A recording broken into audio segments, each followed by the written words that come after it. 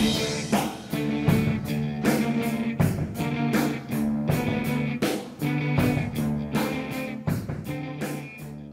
everybody, Double B, Billy Bujo, aka WrestleGamer here on the WGS YouTube channel, youtube.com/WrestleGamer. Now, I am here via Skype with Andy, Ashley, and the Shining Star, Rick Starr. And for those of you who have not watched Monday Night Raw, one, where the fuck were you tonight? And two, one of the key things, one of the major things that happened tonight is Edge announcing his retirement due to injury. He stated in his promo that, well, I'll say promo, I want to say farewell address maybe. I think that would be a better use of the words.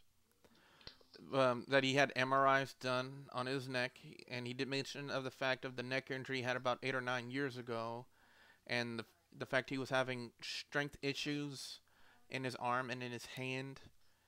And I know for a good part of the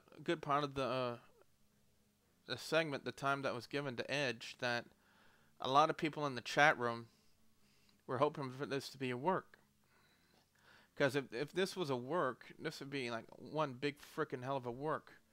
Because it would then you would have Alberto Del Rio run in on after the promo, or maybe during when Edge was talking, and right then and there we would have known 100% that this was a work. That didn't happen. That didn't happen, so this is legit, guys. This is legit. Edge, as world champion, had to retire due to injury, and it doesn't matter what, if you're looking at wrestling or any kind of sport like MMA, baseball, basketball, football, you never want to see a guy retire before his time. And I don't know about you guys, but in my personal belief, I think this was way before Edge's time. And I know in his heart that Edge did not want to retire, but I guess we have to pull up the Shawn Michaels situation. You know, the heart and the mind were willing, but the body wasn't. He made mention of the fact that he could end up in a wheelchair if he would have continued, and I think Edge was doing the right thing for his health and for his life by retiring. Rick, you had something you wanted to say. Oh, well, I'm sorry. You kind of had a pause there, so it looked like you were looking for extra thoughts. So I just go ahead. Said, well, you can still go ahead. If you were ready for thoughts. Yeah, I am. You can. If you guys, okay, well, this is being like a regular video. We're all talking. It's not that we all want people to retire, unfortunately, but we also don't want additional, hurt. When you look at people like look at Ric Flair and look at Mick Foley or even Hulk Hogan, they're, as much as we all love to see them, they continue wrestling, and they're not exactly, well past their due. Then you have people such as, Shawn Michaels. Yes, he is retiring early, but it's probably his health he'll have a lot more of a better, his age will be a lot more, he'll live a much healthier life. When Ric Flair gets to his 70s and 80s, how healthy will his life be? And, as a fan, how selfish are we being? That's what you got to think about. Andy, what were you thinking about when you were watching Edge announce his retirement tonight on Raw? Well, like I said in the chat room, I knew the moment he came out from the stony look on his face, it was not a work. It was definitely legit. We've had conversations like this before. When you're in your 20s and 30s, it's easy to recover from any ailment, any injury. And as Rick can verify, once you hit that magic 40, your body just tells you you can't do it anymore. If it wasn't for the MRI, I think he'd already made up his mind that this was going to be his last year. Your body just doesn't, as people who are in the 40s and over can verify. We all seem to think that your body gets old in your 60s and 70s. No, trust me, speaking from experience, the moment you hit that magic 4-0, they say life begins at 40. Yeah, it begins to fall apart. Things just don't work the way they should work. But your mind is still as active as ever, and that's something I think he's gonna struggle with. Walking away from the fan aspect, although I think he will work behind stage, behind scenes.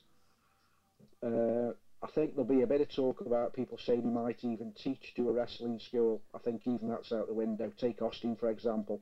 No wrestling school. He can't take the bumps. It's I it's a don't know what sense. else to say. Yeah, I'm I shocked know. as everybody else, really. I know.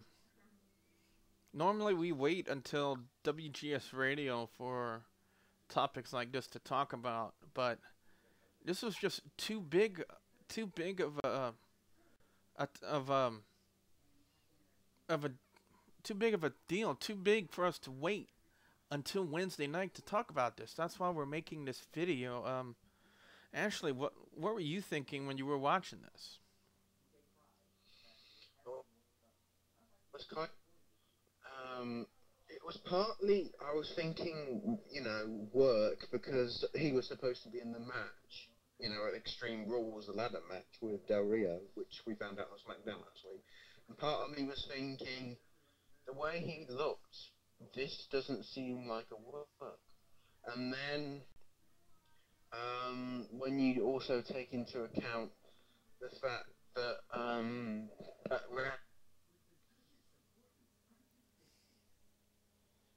he was injured and they weren't sure, so they put him on first to make sure they got the match out the way to not risk any further physical health problems to Edge. And wow, just had a great career, cut short due to an injury he sustained in February '03, I believe, and good luck in whatever he does in the future. He gave us some great matches, both in a tag team with Edge and Christian, and as a solo. I mean, the match he had with Foley at WrestleMania 22 was a huge standout one for me.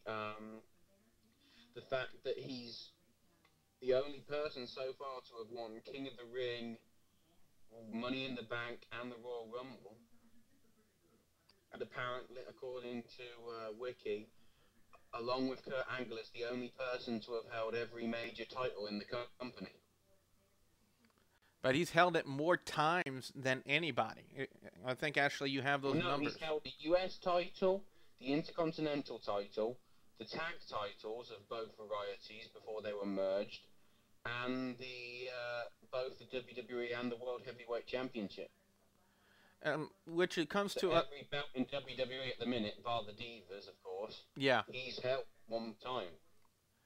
Which I believe comes to, if I'm remembering this correctly, he has held 31 championships in the WWE. 11 world titles as a singles and 14 world titles as a tag team.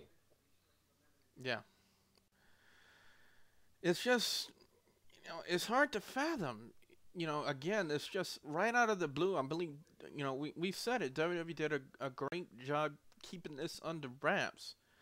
Because you probably get the feeling that they probably didn't even know until Edge knew about the results of his MRI. Well, reportedly, he went for the wellness tests, and the wellness test basically said if you wrestle, apparently the wellness test said that he was physically unable to wrestle anymore. Yeah. Apparently, according to, I believe it was PW Insider that had that story, I believe.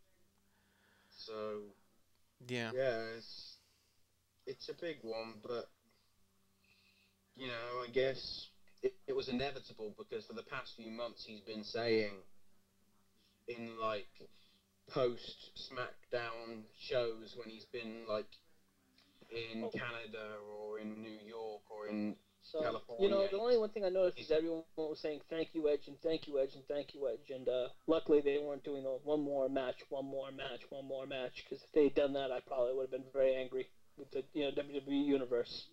Because if you notice, every time whenever somebody retires, that's what you hear. You hear them chanting that one more match, one more match, one more match. Yeah.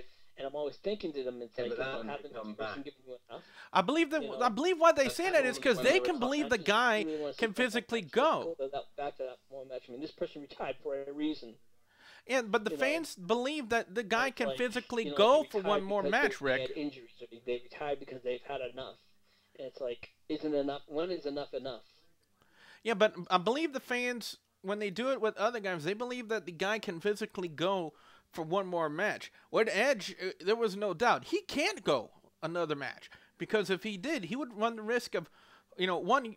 Ashley just said it. He can't. He couldn't pass a wellness test. The wellness test revealed that he can't wrestle another match. He has to retire. And the fans knew that Edge cannot physically go. I believe that I believe in my heart that's the reason why they said, instead of one more match, they were chanting "Thank you, Edge." Yeah, and I'm glad that they did do that. But some fans can be ignorant. 6 Yeah. months down the road, they might have forgotten. They might forget that when he goes get inducted. Don't be surprised if some fans do. I hope they don't. But let's hope they continue to say thank you, Edge. Well, I do know this though. He might be retiring from in-ring competition, but he can still be involved in the WWE in other capacities. Oh, absolutely. Yeah, we were talking about it on Blog TV. Yeah, Rick, we were talking about it on Blog TV. Well, I brought it up actually on Blog TV that it would be one hell of a freaking swerve if, Edge is gone for a few weeks and then they have him turn around and come back. And what a freaking swerve would it be if Edge was the anonymous Raw general manager?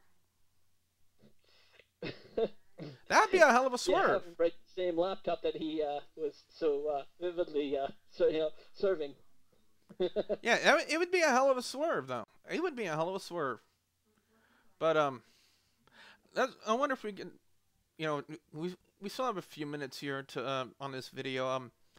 Now we know Ashley talked a little bit about it. I wonder if we can, make mention of some of our favorite Edge moments, some of our favorite Edge matches, whether it be singles or in tag teams. I know I have to go to a lot of the TLC tag matches that he and Christian did, especially with the Hardy Boys and the Dudley Boys in '99 and 2000. And I think one of the best ones, even though it wasn't considered to be a tables, ladders, and chairs match, was the triangle ladder match they had at WrestleMania 2000 between the Dudley Boys, Edge and Christian, and the Hardys. And by far, that was one of my personal favorites. Because out of all of them, that's the one I want to watch the most over and over again is that match. Because I believe it's that good.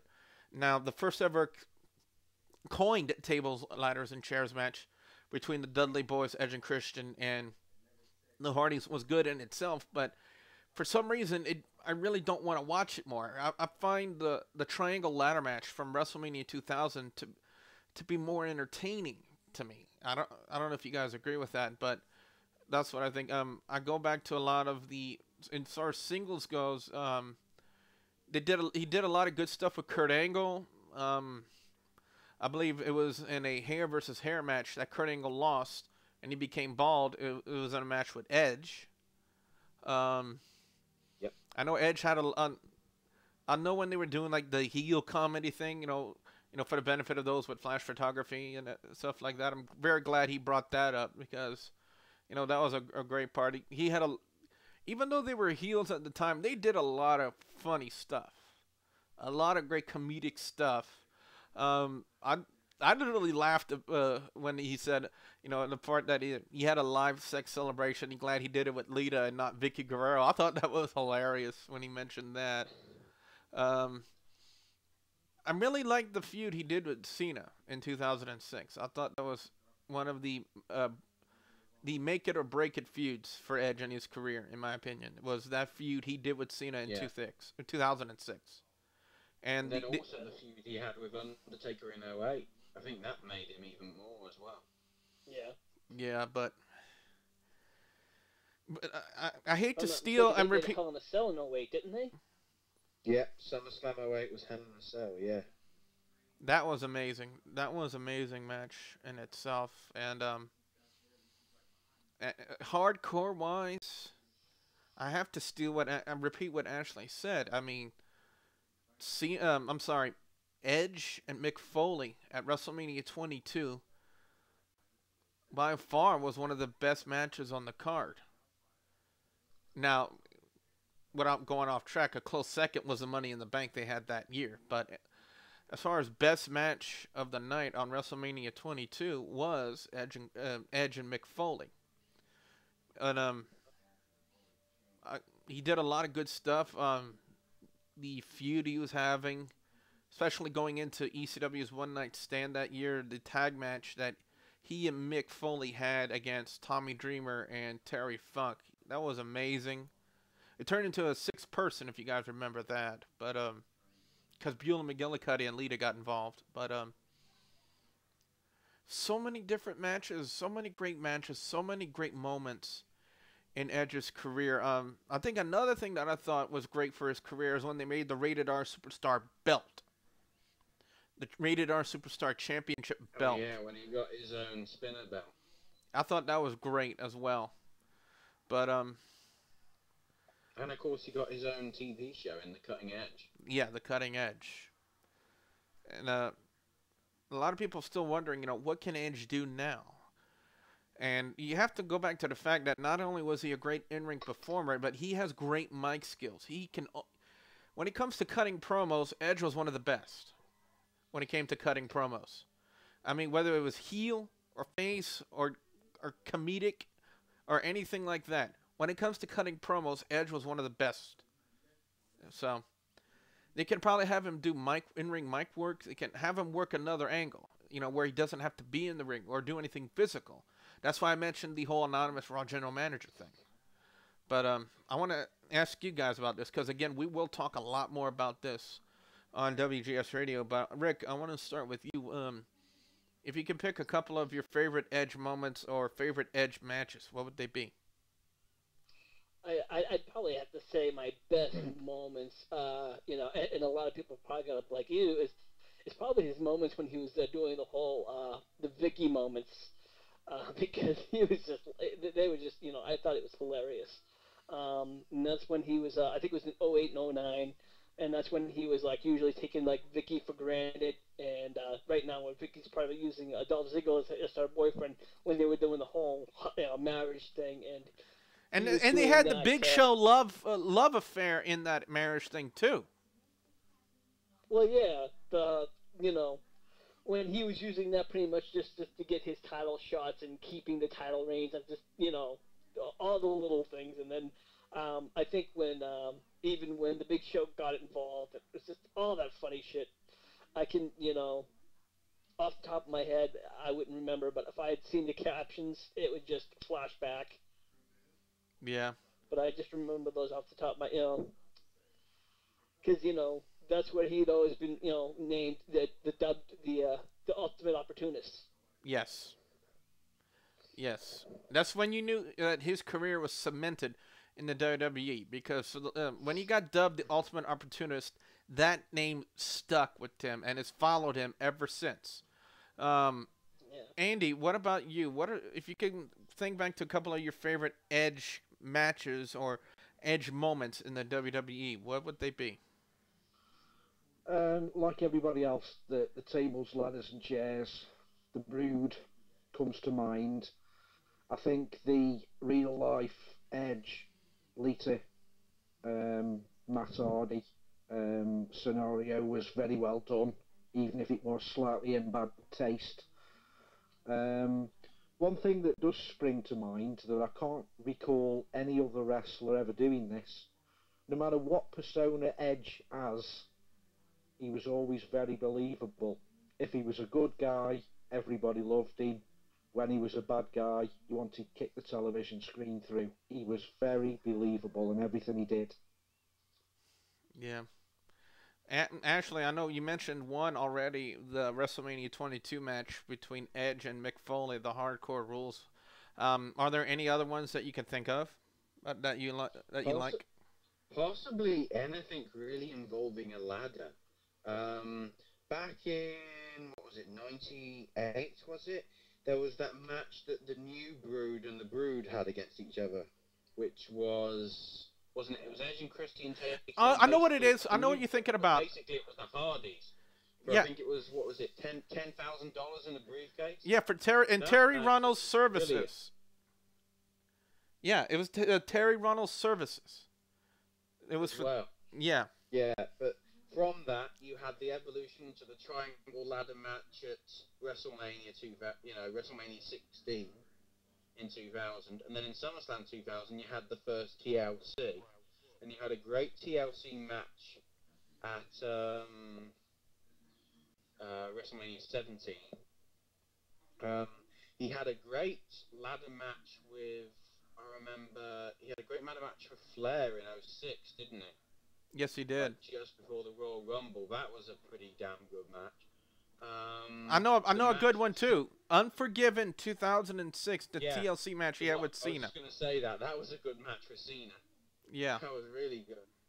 And then also the fact, he made history. He was the first Money in the Bank winner in 05. Yes. And also that spot that he got from Hardy back at WrestleMania 23 was absolutely huge as well. And the fact as well, those ladder matches weren't beneficial to his health, because I believe it was at TLC 2 back at WrestleMania X7, 17, whatever, that when Edge speared Hardy off the belts down to the ring below, when he speared him and landed, he basically landed right on his head. He DDT'd himself. Which is kind of like what happened on Friday Night SmackDown. If you're willing to put your career on the line for, one spot like that, full props to you and full praise. When I think about getting DDT'd himself, I have to harken back to what happened on Friday Night SmackDown, and the fact when he speared Brodus Clay, he went in head first too, and when he was coming up, he was holding his head and his neck after doing that. Yeah. Which I think probably harkened the decision to go get an MRI and get everything tested, and that's when he probably found out everything about his neck and the fact that he had to retire. His big dream came true in 02 when he got to wrestle with his idol when he was young, Hulk Hogan, and actually won the tag titles back in 02. Off Billy and Chuck. I remember that. Yeah.